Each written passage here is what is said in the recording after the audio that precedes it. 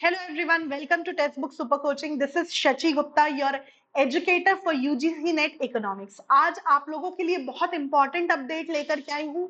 बहुत सारे स्टूडेंट्स के बहुत सारे डाउट हैं इसको लेकर के, इसीलिए ये पर्टिकुलर अपडेट आप लोगों के लिए लेके आई हूँ। बेसिकली यहाँ पे क्या हो रहा है, बहुत सारे स्टूडेंट को लगता है कि अगर मेरा पोस्ट ग्रेजुएशन का सब्जेक्ट लिस्टेड ही नहीं है यूजीसी नेट के जो 83 सब्जेक्ट्स या 84 सब्जेक्ट्स में मेरा एग्जाम होता है, उसमें मेरा सब्जेक्ट लिस्टेड ही नहीं है, मैं क्या करूं? मुझे यूजीसी नेट देना है, मुझे असिस्टेंट प्रोफेसर बनना है, तो हम क्या करें? उसके लिए ये जो हमारा ई पॉइंट है, ये जो हमारा ई पॉइंट है बेसिकली, ये हमारे इंफॉर्मेशन बुलेटिन में एलिजिबिलिटी कंडीशन में क्लियरली गिवन है कि candidates are advise to appear in the subject of their post graduation only. मगर वर्ड क्या है? एडवाइज्ड।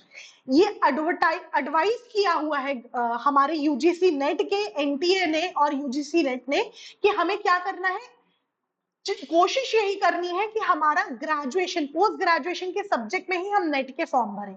जिनका पोस्ट ग्रेजुएशन का सब्जेक्ट नेट में कवर नहीं होता है वो रिलेटेड सब्जेक्ट में अपियर कर सकते हैं।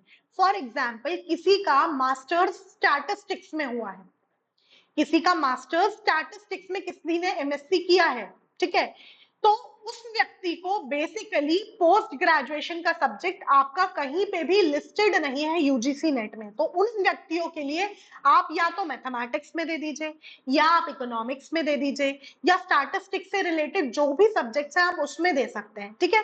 तो यूजीसी नेट ये नहीं बोलता है कि हमें पोस्ट ग्रेजुएशन सब्जेक्ट में कंपल्सरली देना है, इट इज एडवाइज्ड है। ये एडवाइस किया है कि आपको पोस्ट ग्रेजुएशन के सब्जेक्ट में ही देना चाहिए, ठीक है। रिलेटेड सब्जेक्ट्स में भी आप दे सकते हैं। इकोनॉमिक्स का स्टूडेंट जिसने 2 पोस्ट ग्रेजुएशन कर रखे हैं, फॉर एग्जांपल मेरे 2 पीजीज हैं, मेरा इकोनॉमिक्स में भी पोस्ट ग्रेजुएशन है, मेरा कॉमर्स में भी है, तो मैं इकोनॉमिक्स में भी नेट दे सकती हूँ, मैं कॉमर्स में भी नेट दे सकती हूँ, ठीक है। और कॉमर्स का व्यक्ति जिसने एमबीए भी किया है, एमकॉम भी किया है, तो वो कॉमर्स में भी नेट दे सकता है और वो मैनेजमेंट में भी नेट दे सकता है।